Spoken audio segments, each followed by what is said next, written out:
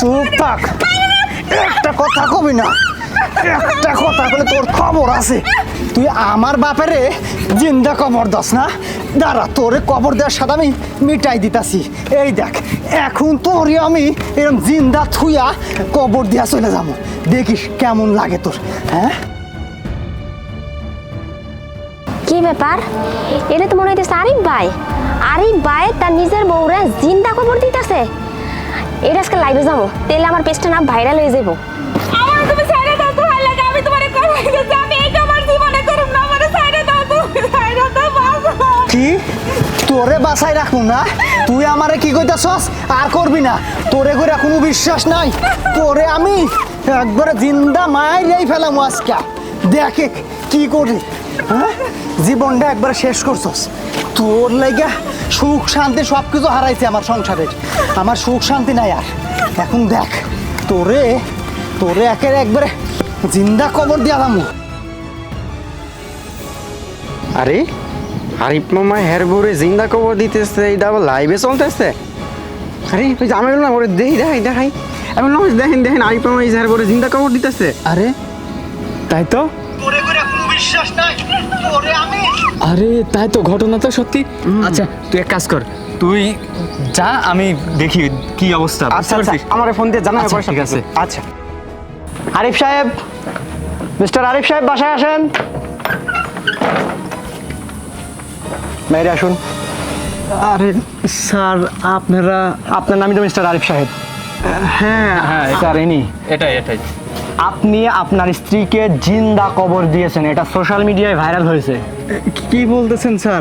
Sir দেখেন video sir. এই যে দেখুন ভিডিওটা দেখুন, আপনি আপনার স্ত্রীকে জিন্দা কবর দিয়েছেন, এটা সোশ্যাল মিডিয়ায় ভাইরাল হয়ে গেছে। আসলে স্যার আমি কাজটা ইচ্ছে করে করি নাই স্যার। ইচ্ছে করে না মানে? এর পিছনে অনেক কাহিনী আছে স্যার। কি কাহিনী? শুনতে চাইতেছেন? তাহলে শুনুন। তোকে আজকে আমি জ্যান্ত খবর দিব। আমার জীবনটা তুই জ্বালিয়ে পড়ে শেষ করে দিছিস। বিছানায় হাগিস, মুতিস, তুই সব সময় অসুস্থ হয়ে বিছানায় পড়ে থাকিস, সেগুলো আমার ধুতে হয়। তুই কি ভাবছিস তোকে আমি এমনি এমনি ছেড়ে দিব? আজকে তোকে আমি জ্যান্ত পুঁতে মারবো, যেন আমি এসব যন্ত্রণা থেকে মুক্তি পাই। হ্যাঁ তোকে বল, আর জ্বালাবি স্বীকার কর, জ্বালাবি আর খাবার চাবি আমার কাছে, আর বলবি আমাকে সেবা করো, বলবি বল বল বল বল। তুমি আমার ক্ষমা করে দাও, আমি আর এরকম করবো না। আমার ক্ষমা করে দাও, আমি এরকম করবো না বাবা, আমার মাটি দিও না। আচ্ছা ঠিক আছে, এই কথাটা যেন তোর মনে থাকে, না হলে কিন্তু তোকে আবার এনে নিয়ে এসে জিন্দা মাটি দেবো। আয় ওঠ। সবকিছুই তো বুঝলাম, কিন্তু তারপরেও আপনি আইন নিজের হাতে তুলে নিয়েছেন, এটা তো অন্যায়। স্যার আমি আমার বউর ইচ্ছা করে মারি নাই স্যার, এটার পিছনে কাহিনী আছে স্যার। কি কাহিনী? তাহলে শুনুন। আমি কথা দিতেছি, আমি জীবনে এই কাম করব না। তুমি আমার তুলো, আর থেকে তুলো বাঁচাও, আমার আমি মরে গেলাম। কি সত্যি তো? আর কোনোদিন তো এরকম করবি না? না না সত্যি সত্যি করব না, করব তুলো তুলো। ঠিক আছে, তোর এবারকার মতো আমি তুলতাছি, হাত দে। স্যার এত কথা বলার সময় নাই, স্যার ধরে নিয়ে চলেন তো। আসেন স্যার আসেন, থানায় আসেন। স্যার দাঁড়ান স্যার, ও মরে নাই স্যার, ওরে আমি ডাক দিতেছি স্যার। আমার নিয়ে যাবেন না sir? 1 minute sir. I Piya, I Piya, I বাবারে লই আইও স্যার, এই যে লই আইও।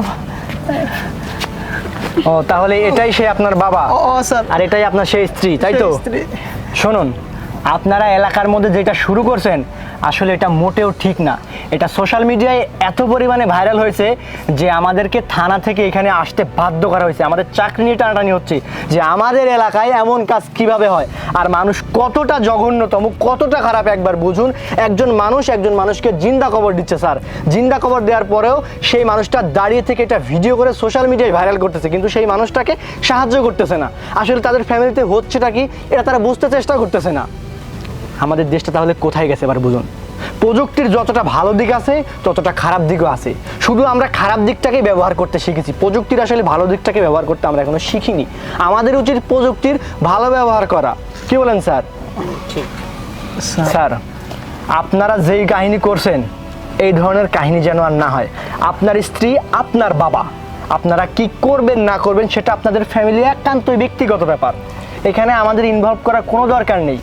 এরপর থেকে আপনারা যা স্টেটমেন্ট নেবেন সাবধানে নেবেন।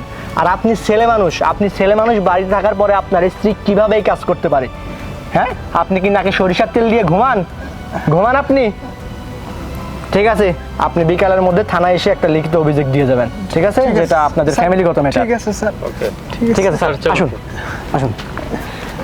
আমারও তুমি ক্ষমা করে দিও, এরকম কাম আমি আর জীবনে করব না। আচ্ছা। তুমি আমার এরকম শাস্তি দিও না। চলো ভিতরে চলো।